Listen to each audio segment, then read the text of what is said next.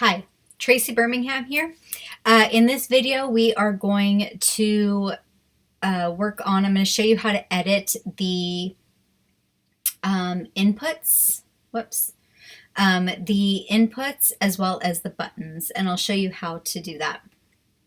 So let's start with the name. You're going to click on name, and right now we have input type first name. If you click on that, the drop down, you're going to see all of these different options that you can use to gather the information from this lead that you have. We're going to set it to full name, so we just want them to enter their name however they choose to enter it. So let's say that we're going to say enter your name, right? And did you see this is the placeholder text? So when I enter your name, that's where it changed it right here. You can set this to required or not required. If you set it to required, they will not be able to move forward within this funnel until they put that information in. So that's really powerful to collect the data that you need from these leads. So email, phone number, highly important to gather that information if that's what you need to contact them and to work with them. Okay, obviously you can choose a font if you want for that placeholder text, and then you can change the size however you prefer, as well as mobile optimize. I'll show you that in a separate video, and that is how you change. So I want you to be aware as well. So on the input type, you'll notice that the input type is actually a tag right here, right? So you'll always be able, just looking at your funnel, you'll always be able to see this. Your customers will not, but when you're in the editor, you will. So what I want to call your attention to and make sure that you are 100% accurate here is that you want to make sure that you don't actually have, right? You're looking for their email, but you have the country tagged. And the reason for this is that it's going to screw up your data big time. You don't want to deal with it, I promise.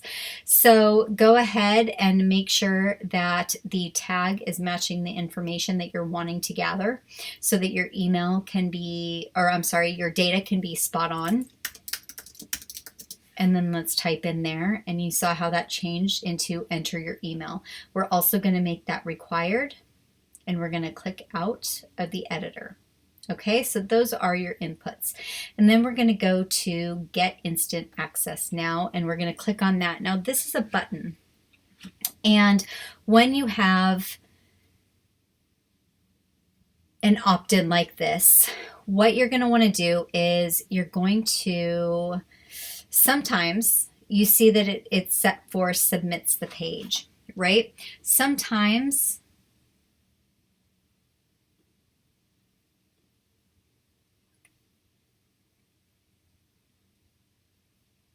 okay, so can we scratch that part of the video? Okay, so now I want to draw your attention to the button here, and I want you to click on that to open the settings. We've got set action. I want you to make sure that the action is set correctly, so click on that. When they are entering information in, you always want to submit the form or submit the order. You want to make sure that you're capturing that information, and when it's submit, that means that it is being captured either in Actionetics or your autoresponder. Open the pop-up if you have a pop-up and they click on that button. That's where they can go. You can create have them go directly to a separate website URL. You can also have them go to the next step in the funnel. And so basically that would take them straight to the thank you page. I want to caution you on using that, because if you do that, watch what happens. It says this does not submit your form. So what happens if you were to use go to next step in funnel? It means that you would lose, it would happen that they would get to the thank you page, but you would not gather their information. You would not gather their data.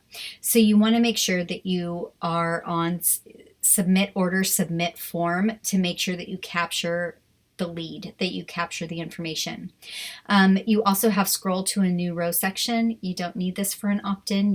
Your funnel isn't long enough, but you can scroll up or down the page if you need to. And then you can also show or hide in action, and you can actually hide this button if you needed to. So that is how you set the inputs and set the buttons. And that's probably that button and submitting the page is probably the most critical part, because you capture your lead data and you're able to follow up with them afterwards. And now we will go on to the next video.